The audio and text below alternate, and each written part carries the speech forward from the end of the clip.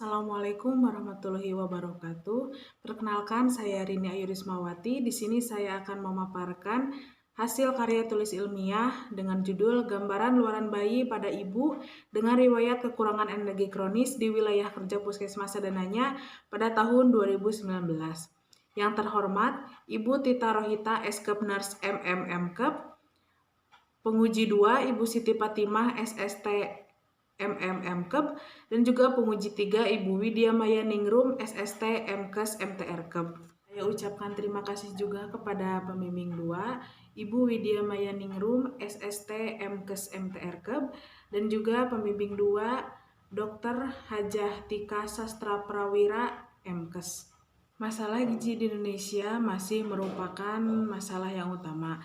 Salah satunya yaitu masalah gizi kekurangan energi kronis pada ibu hamil. Kekurangan energi kronis merupakan kekurangan makanan atau nutrisi secara kronis ataupun menahun yang ditandai dengan lingkar lengan atasnya kurang dari 23,3 cm. Angka kejadian KEK di Jawa Barat yaitu sebesar 21,9%, Kabupaten Ciamis sebanyak 18,2%, dan di Sadananya angka KEK ibu hamil itu masuk ke peringkat kedua setelah anemia, yaitu sebanyak 70 ibu hamil yang mengalami kekurangan energi kronis.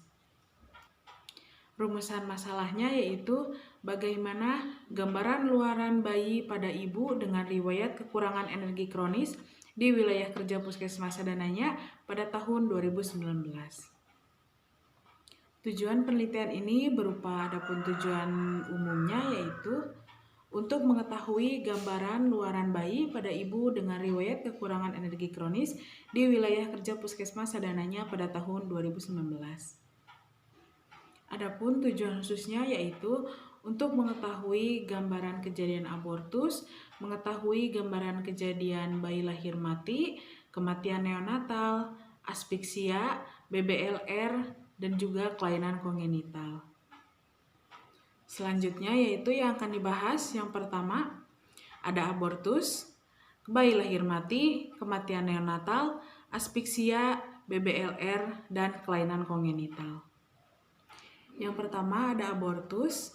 Abortus adalah pengeluaran hasil konsepsi atau keluarnya hasil konsepsi sebelum usia janin atau usia kehamilannya 20 minggu. Ada bayi lahir mati atau stillbirth, yaitu bayi yang mati dalam kandungan setelah usia 20 minggu atau lebih dari usia kehamilan 20 minggu. Selanjutnya ada kematian neonatal, yaitu kematian bayi setelah bayi lahir sebelum usia bayi 28 hari. Selanjutnya ada aspeksia, yaitu aspeksia adalah bayi yang lahir tidak segera bernapas spontan ataupun gagal napas. Selanjutnya ada BBLR, yaitu BBLR adalah bayi yang lahir dengan berat kurang dari 2.500 gram. Yang terakhir ada kelainan kongenital, yaitu kelainan struktur atau fungsi tubuh pada bayi baru lahir. Selanjutnya ada kerangka teori, yaitu di sini ada abortus. Abortus ini penyebabnya yaitu dari ibu hamil yang mengalami KEK. Bayi lahir mati penyebabnya yaitu dari ibu hamil KEK, dan kematian neonatal sama kelainan kongenital, bayi berat lahir rendah, dan juga aspeksia. Di sini ada kerangka konsepnya, yaitu yang tidak ditelitinya yaitu ibu hamil yang mengalami KEK, yang ditelitinya ada abortus, bayi lahir mati, kematian neonatal, aspeksia, bayi berat lahir rendah, dan juga kelainan kongenital. Jenis penelitian yang digunakan yaitu deskriptif. Di sini ada populasinya yaitu sebanyak 70 bayi yang lahir dari ibu hamil yang mengalami KEK. Lalu sampelnya menggunakan total sampling, yaitu seluruh bayi yang lahir dari ibu hamil yang mengalami KEK. Adapun subvariabel penelitiannya yaitu berupa abortus, bayi lahir mati, kematian neonatal, aspeksia, BBLR, dan juga kelainan kongenital. Selanjutnya ada definisi operasionalnya. Yang pertama, subvariabel penelitiannya ada abortus. Definisi operasionalnya, kejadian pengeluaran buah kehamilan sebelum usia 22 minggu yang terjadi pada ibu dengan riwayat kekurangan energi kronis dilihat dari kohort ibu dan bayi. Alat ukurnya berupa lembar checklist. Kategorinya ya jika ibu hamil mengalami abortus dan tidak jika kehamilan berlangsung sampai dengan aterem atau sampai dengan melahirkan. Skalanya di sini menggunakan skala nominal. Selanjutnya ada bayi lahir mati, yaitu kematian sewaktu masih bayi di dalam rahim dalam usia kehamilan 20 minggu atau lebih yang terjadi pada ibu dengan KEK yang dapat dilihat dari kohort ibu dan bayi.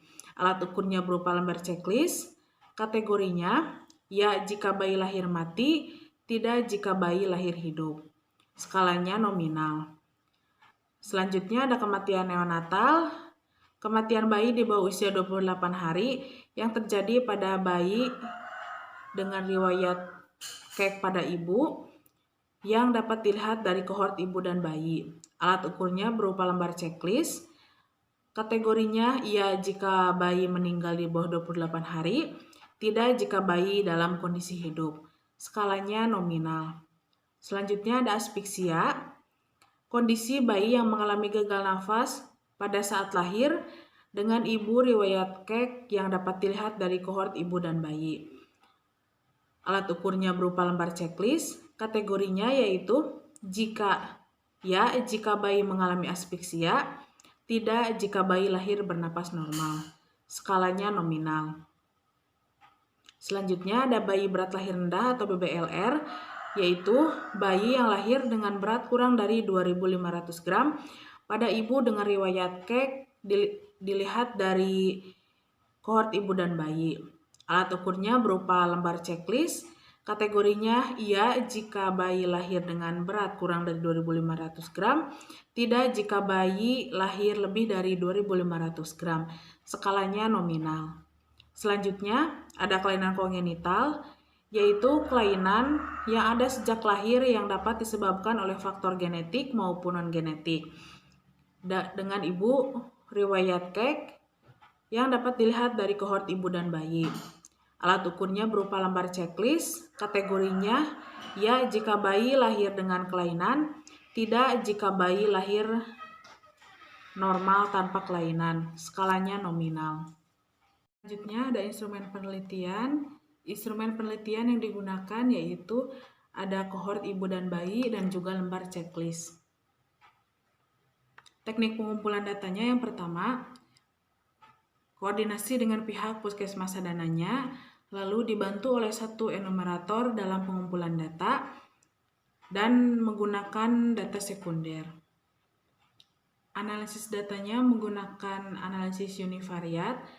Tempat dan waktu pelaksanaannya di puskesmas sadananya pada tanggal 21 Juli sampai dengan 21 Agustus 2020. Ini ada hasil penelitian. Yang pertama ada kejadian abortus. Frekuensinya ada 6 bayi. Persentasenya 8,6. Yang tidak mengalami abortus 64, persentasenya 91,4. Selanjutnya ada kejadian bayi lahir mati. Kejadian bayi lahir mati ini semuanya tidak ada yang mengalami bayi lahir mati. Kejadian kematian neonatal juga tidak ada yang mengalami kematian neonatal. Lalu aspeksia, yang mengalami aspeksia ada 1 bayi, persentasenya yaitu 1,4, dan yang tidak mengalami kejadian aspeksia sebanyak 69, persentasenya 98,6. Selanjutnya ada kejadian BBLR. Frekuensinya yang mengalami BBLR ada 9, persentasenya 12,9. Lalu yang tidak mengalami BBLR, frekuensinya 61, persentasenya 87,1. Terakhir, ada kejadian kelainan kongenital. Yang mengalami kejadian kelainan kongenital yaitu frekuensinya 1, persentasenya 1,4. Lalu yang tidak mengalami kelainan kongenital ada 69, persentasenya 98,6. Selanjutnya ada pembahasan. Yang pertama ada abortus. Berdasarkan kejadian abortusnya, di sini yang mengalami abortus sebanyak 6 orang dan yang tidak mengalami abortus sebanyak 64 orang. Sebenarnya dalam hasil penelitian ini, ibu hamil yang mengalami KEK tidak beresiko mengalami abortus.